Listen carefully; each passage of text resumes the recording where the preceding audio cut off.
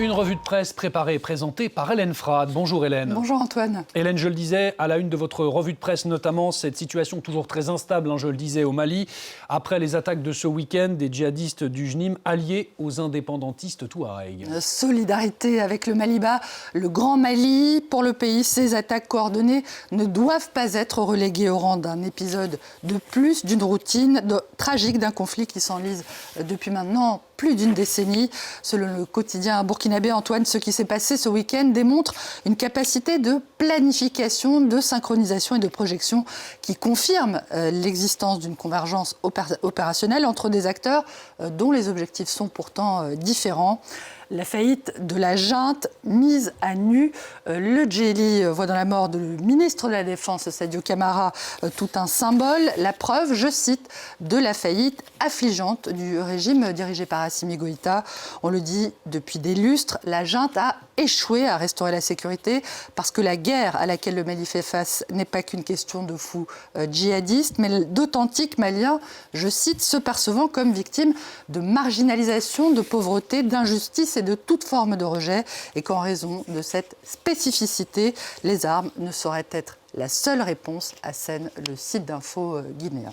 Voilà donc pour l'analyse de la presse sur la situation au Mali. À la une de votre revue de presse également, Hélène, on l'évoquait également dans ce journal, le début de la visite d'État du roi Charles III aux États-Unis pour les 250 ans de l'indépendance américaine. Oui, malgré la nouvelle tentative d'assassinat de Donald Trump samedi soir lors du dîner des correspondants de la Maison-Blanche, cette visite royale, vous le voyez, est maintenue. Un déplacement qui sera toutefois sous protection renforcée autour du roi Charles. Selon The Eye, le roi est un homme formidable et nous nous en réjouissons.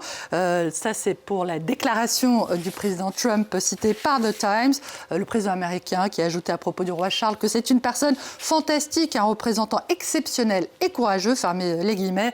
Une déclaration, vous l'entendez, on ne peut plus cordiale, à un moment où la relation spéciale, comme on l'appelle, entre Londres et Washington connaît beaucoup de turbulences. D'après le Wall Street Journal, le roi Charles se serait donné pour mission d'ailleurs de sauver cette relation au bord de la rupture et s'assurer qu'elle puisse supporter 2 ans de plus de présidence Trump. Parmi les sujets qui fâchent, évoqués par le quotidien américain, le journal évoque notamment les informations selon lesquelles le Pentagone préparait des plans pour sanctionner ses alliés de l'OTAN en réexaminant par exemple le soutien apporté à leurs possessions impériales, dont le contrôle britannique sur les îles Malouines au large de l'Argentine. La presse américaine, Hélène, qui pointe également du doigt une nouvelle fois des failles de sécurité présumées autour du président américain. Le Wall Street Journal toujours cite des clients du Hilton de Washington où se déroulait ce dîner des correspondants, affirmant avoir pu accéder au site en présentant simplement leur carton d'invitation à ce dîner ou une copie d'invitation à l'une des réceptions qui étaient organisées avant ce dîner, sans que ces documents soient scannés ou qu'une pièce d'identité soit exigée. Malgré la présence de hauts responsables de l'administration Trump, le dîner des correspondants n'a pas bénéficié du niveau de sécurité maximal qui aurait débloqué la totalité des ressources fédérales, affirme de son côté le Washington Post. Voilà donc pour ces failles de sécurité présumées. En France à présent, Hélène, la réunion très attendue aujourd'hui à l'Assemblée nationale de la commission d'enquête sur l'audiovisuel public. Oui, après 6 mois de débat pour le moins houleux et d'auditions qu'il était tout autant, les membres de cette commission, Antoine, doivent décider si oui ou non ils publieront la synthèse du rapporteur scientiste Charles Aloncle, dont plusieurs éléments ont déjà fuité dans la presse. Le Parisien aujourd'hui en France évoque 80 préconisations potentiellement éruptives, notamment la fusion de France 5 et France 2, ou encore de nous autres, France 24 avec France Info. Un sujet, je cite, hautement inflammable à un an de la présidentielle.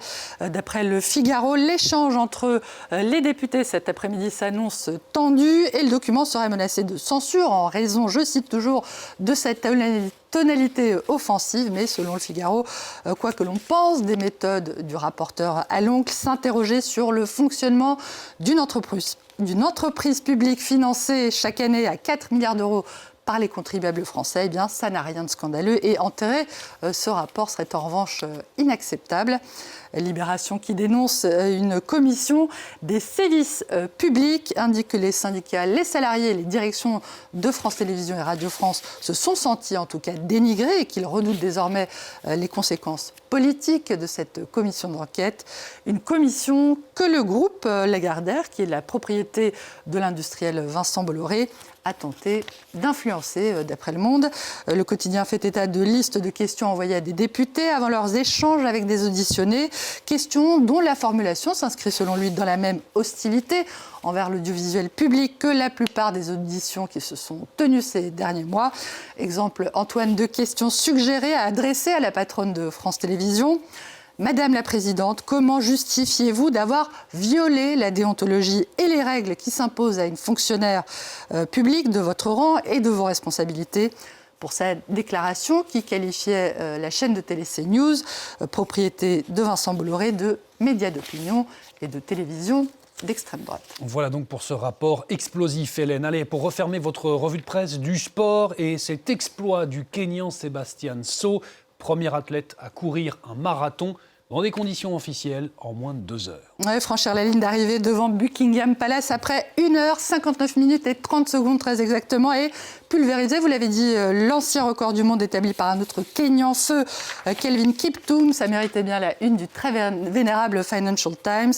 Sébastien So et l'Éthiopien, vous l'avez également évoqué, Yomif Kejelcha, arrivé lui deuxième avec 1h59 et 41 secondes, baptisés tous les deux les briseurs de murs par le quotidien français, l'équipe. Des athlètes exceptionnels, tout comme vous pour votre revue de presse, Hélène. À très vite dans À la Une. Hélène Frade pour